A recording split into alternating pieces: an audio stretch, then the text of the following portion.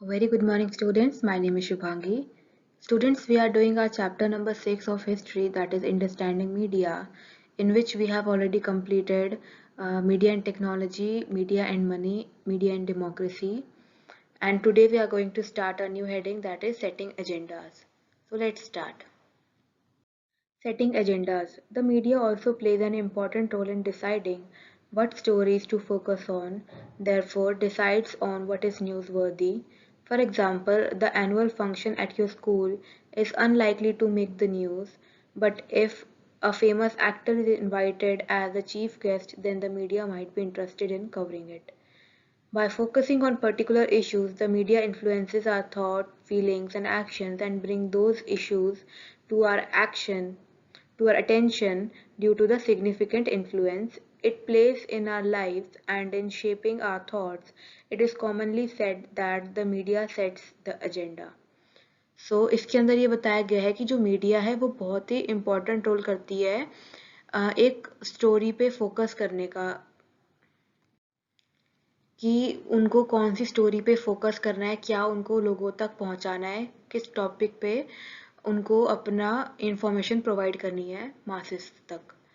तो अगर हमारे कोई स्कूल में एनुअल फंक्शन हो तो वो इतना कोई बड़ी बात नहीं होती जिसको मीडिया कवर कर सके। बट अगर किसी पार्टी में या किसी फंक्शन में किसी फेमस एक्टर को चीफ गेस्ट के तौर पे इनवाइट किया गया है तो वहाँ पे मीडिया उसको कवर ज़रूर करता है क्योंकि वो एक इंटरेस्टिंग टॉपिक है, एक पब्लिक फिगर है वहाँ पे, उसको कवर करने के लिए तो मीडिया वहाँ पे इंटरेस्टेड रहता है। और जो मीडिया है वो हमारी फीलिंग्स को, हमारे थॉट्स को, हमारे एक्शंस को इन्फ्लुएंस करता है, उन पे असर डालता है और हमको जो वो न्यूज़ दिखाना चाहते हैं, जिस टॉपिक पे वो या जिस स्टोरी को वो हम तक पहुंचाना चाहते हैं उस पे हमारा फोकस अपनी तरफ करता है।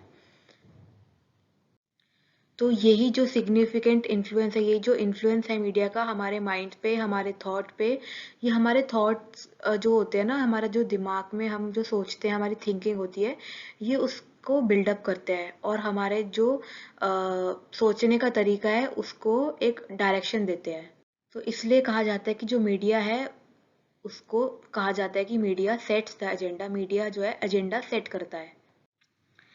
Very recently, the media drew our attention to alarming levels of pesticides in cola drink. They published reports that indicated the high level of pesticides and thus made us aware of the need to regularly monitor their colas according to international quality and safety standard. अभी recently जो media ने हमारा जो ध्यान था वो इस तरफ किया था कि जो भी कोला ड्रिंक्स है उनमें बहुत ज़्यादा पेस्टिसाइड्स डाले जा रहे हैं और ये रिपोर्ट पब्लिश करी थी उन्होंने कि उनमें हाई लेवल ऑफ पेस्टिसाइड्स का यूज़ किया जा रहा है और उसको दिखाकर वो न्यूज़ टेलीकास्ट करके वो इन्फॉर्मेशन प्रोवाइड करके मीडिया ने लोगों को अवेयर किया था कि वो अपने जो कोला का इनटेक है, मतलब जो वो कोलाज या एरिएटेड ड्रिंक्स पी रहे हैं उसको मॉनिटर करें कि वो रेगुलरली उसको ना ले। और ये जो भी था international quality and safety standards के अकॉर्डिंग ये रिपोर्ट्स दी गई थी और लोगों तक पहुंचाया गया था कि इसमें ये प्रॉब्लम्स आ रही हैं, पेस्टिसाइड्स डाले जा रहे हैं कोला में। तो ध्यान से आप लोग अपनी हेल्थ को ध्यान में रख के ही कोलास को इनटेक करें और अपने उनका रेगुलर मॉनिटर करें कि आप कितनी कोला पी रहे हैं और उसका ध्यान रखें। They did this despite the government's resistance by boldly declaring that colas were unsafe. In covering this story, the media positively helped us focus on issue that affects our life and one that we might not even have been aware of it had it not been for media reporting.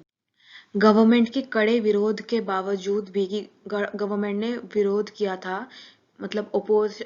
Oppose किया था कि नहीं ऐसा नहीं है कि कोलास आपकी body को नुकसान दे रही है। गवर्नमेंट ने इस चीज़ को अपोज किया था, उन्होंने कहा था कोलास सेफ है आपकी बॉडी के लिए। बट इस ओपोजिशन के, इस विरोध के बावजूद भी मीडिया ने हमको ये इंफॉर्मेशन प्रोवाइड करी, ये न्यूज़ प्रोवाइड करी जो हमारी हेल्थ को अफेक्ट करती है और हमको इस बात के बारे में पता ही नहीं चलता जब तक मीडिया हमको ये रिपोर्ट ना बताती या इंफॉर्मेशन हमें ना प्रोवाइड करती। There are several instances when the media fails to focus on issues that are significant in our lives. For example, drinking water is a major problem in the country. Every year, thousands of people suffer and die because they do not get safe drinking water. However, we seldom find the media discussing this issue. A well-known Indian journalist wrote of how the fashion week, in which clothes designers show their new creations to rich people, formed the front page headlines of all the newspapers while several firms were being demolished in Mumbai the very same week, and this was not even noticed. इसमें ये बताया गया है कि काफ़ी बार ऐसा होता है कि जो हमारी मीडिया है वो हमको जो मेन इश्यूज है उनकी इंफॉर्मेशन प्रोवाइड करने में फेल हो जाती है और जो हमारी कंट्री में ये बहुत बड़ा मुद्दा है ड्रिंकिंग वाटर का पीने का जो पानी है उसका बहुत बड़ा मुद्दा है काफ़ी लोगों को वो ड्रिंकिंग वाटर हर जगह नहीं फैसिलिटी प्रोवाइड होती है और काफ़ी लोग इस प्रॉब्लम की वजह से मर जाते हैं क्योंकि उनको साफ पानी नहीं मिलता पीने का पर हम कभी कभार देखते हैं मीडिया को ये इन सब टॉपिक पे बात करते हुए पर कुछ इंडियन जर्नलिस्ट ऐसे हैं वो फैशन वीक के बारे में बात करते हैं मतलब जो फैशन में क्या चल रहा है कौन से डिजाइनर ने कैसे क्लोथ अपने फैशन वीक में रखा था और उसके उसकी जो हेडलाइन होती है वो न्यूज़पेपर के फ्रंट पेज पे आती है बट अगर यही बात कोई स्लम के बारे में हो कोई उनकी कोई न्यूज़ हो कोई इन्फॉर्मेशन वहाँ की प्रोवाइड करी गई हो कि जैसे मुंबई में जो स्लम था उसको डिमोलिश कर दिया गया था मतलब उसको तोड़ दिया गया था तो ये न्यूज़ उसी सेम टाइम पे जो फैशन वीक चल रहा था उसी सेम टाइम पे ये न्यूज़ भी थी कि वो स्लम्स डिमोलिश कर दिए गए मुंबई में पर उसके बारे में किसी को नहीं पता सिर्फ फैशन वीक के बारे में पता है क्योंकि मीडिया ने वो चीज़ कवर ही नहीं की है अपने कवरेज नहीं दिखाया उस चीज़ का और ये चीज़ बिल्कुल भी नोटिस नहीं करी As citizens of a democracy, the media has a very important role to play in our lives because it is through media that we hear about issue related to the working of the government. So हम democratic country के citizens हैं और एक democratic country के अंदर जो media है वो बहुत ही इम्पोर्टेंट रोल प्ले करता है क्योंकि मीडिया ही हमको वो इंफॉर्मेशन प्रोवाइड करती है जो हमें ये बताती है कि हमारी गवर्नमेंट हमारे लिए क्या काम कर रही है या क्या प्रोजेक्ट्स चला रही है या क्या पॉलिसीज हमारे लिए लेकर आई है हमें इनकी इन्फॉर्मेशन कहाँ से मिलती है थ्रू मीडिया अगर हमें मीडिया ये इन्फॉर्मेशन नहीं देगी तो हमें आधी बातें तो पता ही नहीं चलेगी कि गवर्नमेंट क्या पॉलिसीज बना रही है और हमारे देश में चल क्या रहा है The media decides what to focus on and this way it sets the agenda. The government can at times prevent the media from publishing a story and this is called censorship. Nowadays, media's close relationship with business often means that a balanced report is difficult to come by. Given this, it is important for us to be aware that the factual information that a news report provides is often not complete and can be one-sided. We therefore need to analyze the news by asking the following question. What is the information I am learning from this report? What information is not being provided? From whose point of view is the article being written? From whose point of view is being left out and why? इसमें ये बताया गया है कि जो media है उस वो ही डिसाइड करता है कि उनको क्या टॉपिक चुनना है एक पर्टिकुलर इंफॉर्मेशन प्रोवाइड करने के लिए जैसे अभी हम पढ़ कर आए हैं कि एक मीडिया ने क्या करा फैशन वीक की न्यूज़ कवर करी बट स्लम्स के बारे में नहीं करा क्योंकि उनको लगा कि वहाँ पे उनको ज़्यादा पब्लिसिटी नहीं मिलेगी स्लम्स की न्यूज़ दिखा के उनको पब्लिसिटी नहीं मिलेगी उनका इनकम नहीं आएगा उनको पैसे नहीं मिलेंगे ज़्यादा अगर वो कुछ इंटरेस्टिंग न्यूज़ दिखाएंगे फैशन वीक की न्यूज़ दिखाएंगे तो उनको वहाँ पे ज़्यादा पैसे मिलेंगे तो ये डिफरेंट एजेंडाज हैं जो मीडिया अपने आप सेट करता है कि उनको कौन सी न्यूज़ दिखानी है कौन सी न्यूज़ नहीं दिखानी है और कभी-कभी जो गवर्नमेंट है वो भी बैन लगा देते हैं कुछ स्टोरीज को पब्लिश करने के लिए तो उसको सेंसरशिप बोला जाता है कि जो गवर्नमेंट के अकॉर्डिंग उनको अप्रोप्रिएट नहीं लगता तो वो उन सीन्स पे या उन पर्टिकुलर पार्ट पे सेंसरशिप लगा देते हैं बैन लगा देते हैं कि ये टेलीकास्ट नहीं होगा ये पब्लिक तक नहीं जाएगा सो और जो मीडिया है उनका बहुत ही ज़्यादा क्लोज रिलेशनशिप है बिजनेस हाउसेस से क्योंकि वो ही मीडिया को स्पॉन्सर करते हैं वही उनको इन्वेस्ट करते हैं और यही वजह है कि जो मीडिया है वो हमको एक बैलेंस्ड रिपोर्ट प्रोवाइड नहीं करता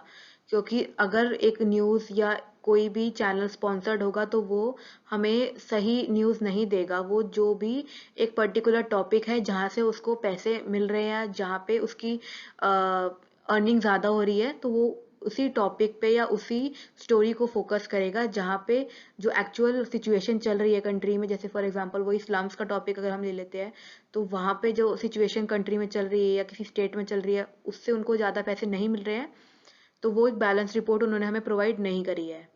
या कभी कभी ऐसा होता है कि कुछ लोग बड़ा चढ़ा के बात कर देते हैं, मीडिया कुछ बड़ा चढ़ा के दिखाती है, कभी कभी वो जो मेन टॉपिक होता है वो उसको भी दबा के सिर्फ सिंपल सी हेडलाइन में बता देते हैं, चाहे उसकी जो मेन इशू हो बहुत बड़ा हो।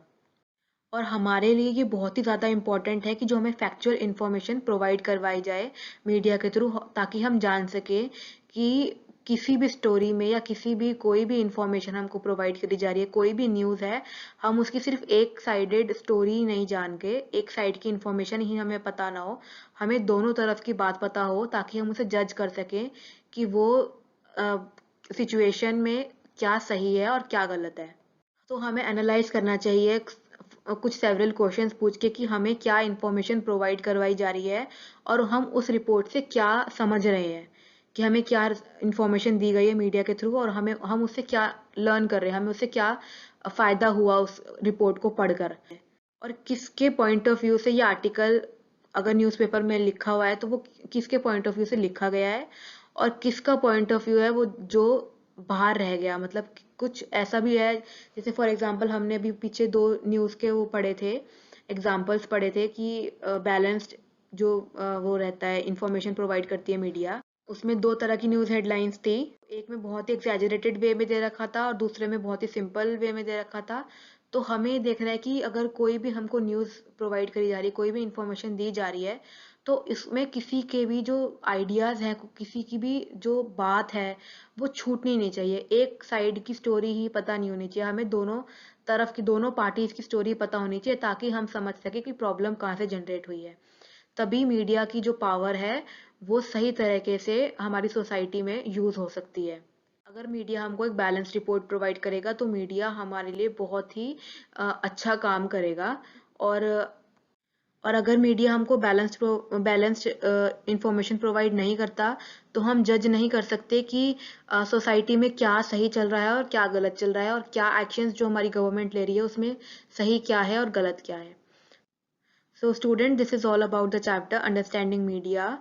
सो इसमें हमने मीडिया के बारे में पढ़ा कि मीडिया कैसे हम हमारी लाइफ में क्या इम्पोर्टेंट रोल प्ले करती है। और ये बहुत ही सिंपल चैप्टर था, इसमें ऐसा भी कुछ डिफिकल्ट नहीं था, और मे बी आप लोगों को समझ में आ गया होगा। बट अगर आपको फिर भी इसमें कोई डिफिकल्टी लग रही है, कुछ समझ नहीं आया कोई पार्ट, तो आप मुझसे पूछ सकते हैं।